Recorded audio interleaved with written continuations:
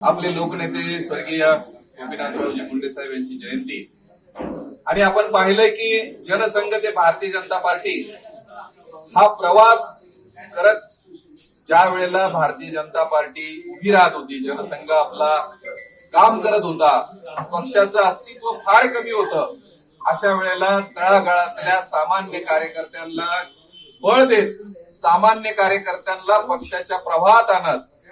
महाराष्ट्रातल्या 18 पगड जातींना भारतीय जनता पार्टीशी जोडत ज्या नेत्याने काम केलं, आज आपण जो भारतीय जनता पार्टीचं एक चांगलं स्वरूप बघतोय, त्याच्यासाठी आपलं आयुष्य दिलेलं, आपण पूर्ण आयुष्य झिजलेले असे माननीय स्वर्गीय गोपीनाथरावजी मुंडे साहेब यांच्या जयंती आहे. आपण त्यांचा प्रवास पाहिला असेल की खांद्यावर शबनम घेऊन मोटरसायकलवर फिरत सगळा मतदार ढवळून काढणं, कायम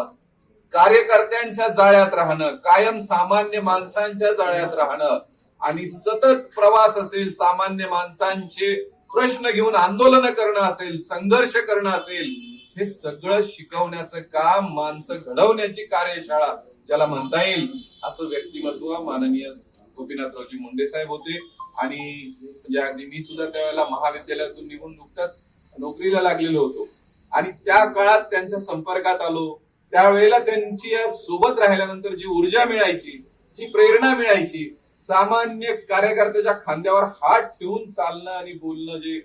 मुंडे साहेबांचं होतं, त्यामुळे एक अतिशय सक्षम अशा कार्यकर्त्यांची फळी आज भारतीय जनता पार्टीमध्ये काम करतेय, का पक्ष आपला उभा राहिलेला आहे. आपण खरोखर आज या नेत्याचं स्मरण करत, त्यांच्या कामाची प्रेरणा घेत आपण भारतीय जनता पार्टीला